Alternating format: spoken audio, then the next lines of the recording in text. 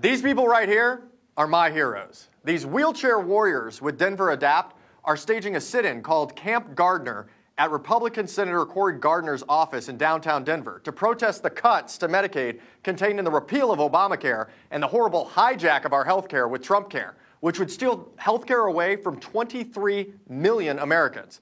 When the police stormed in to arrest them after 3 days straight of sitting in at the office, including overnight, they met those arrests with chants of, "I'd rather go to jail than to die without Medicaid."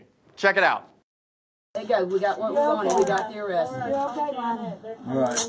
We're live streaming, Lonnie. You're okay? Lonnie, you're good. You're holding on to your wheelchair. Good job, Lonnie. Go to jail, then Medicaid. We love you, Lonnie. Stop. We'd rather go to jail than to Die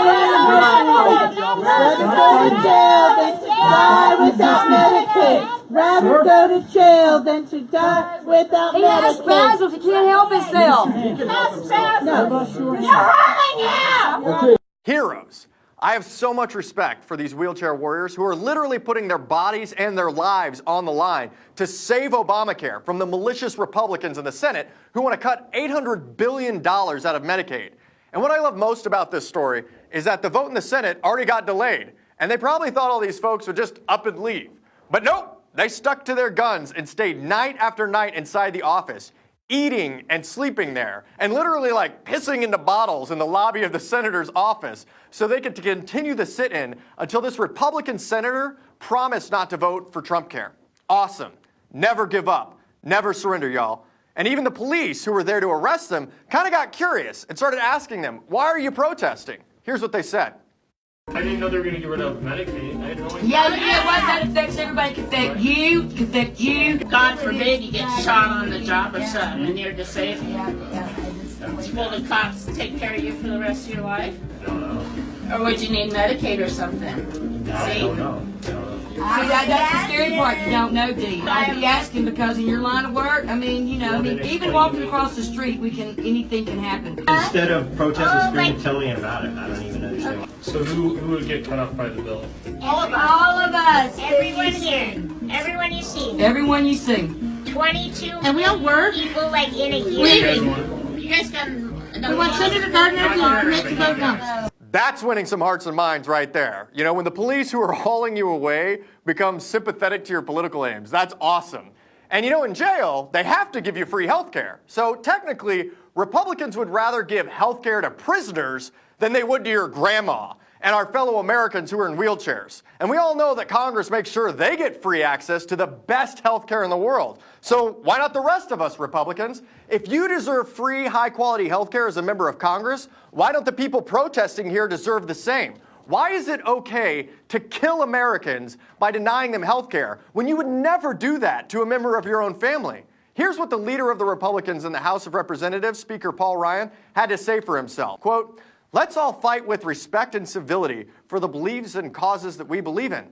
Let's be civil with one another, and accusing people who are trying to solve a health care problem of trying to kill people is not having a civil debate." Hey, fuck you, buddy. Because y'all just ran a decade of political mobilization in the Republican Party on the platform of political incivility. So how about we give you a heaping helping of a taste of your own goddamn medicine? And also, yes, you guys are going to kill people if you gut Obamacare and Medicaid. And if you want proof of that, check out this story at US News, headlined, "Obamacare is saving my life. I'm scared that Trump Care will kill me. The Affordable Care Act is allowing me to fight cancer. Don't get rid of it." And in that, the author, Laura Packard, says, quote, "The various versions of health care reform being discussed in Washington, D.C. terrify me and my cancer friends. Getting rid of lifetime and or annual limits, that means many of us will die when we hit those caps and can no longer afford treatment. Getting rid of pre-existing condition protections, many of us will die because we won't be insurable anymore. Allowing insurers to remove essential health benefits such as chemotherapy or hospitalization or many of the drugs we need to stay alive means many of us will die because our insurance won't cover our treatment anymore. This is real life.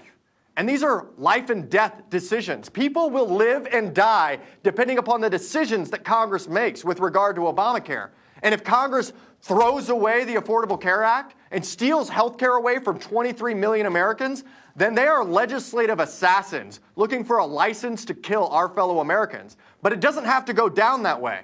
Look, if an American's sick, they should be able to see a doctor. It's just that simple. And if Republicans don't understand that simple idea, then it's time for their political party to be relegated to the dustbin of history. And if the Senate comes back trying to repeal Obamacare and replace it with Trumpcare, then it's time for all of us to go to our local Senate offices for some good old-fashioned sit-ins where we can hold their ability to conduct business as usual hostage until they give in to our demands for life, liberty, and the pursuit of happiness, because that's what this is about. That is what is embodied in the right to access high-quality health care. And if these wheelchair warriors that can make the time and take the fight directly to these Senate offices, putting their bodies on the line to save the lives of our fellow Americans, then so can you. So no excuses. I'm Ryan Clayton. This is Content News.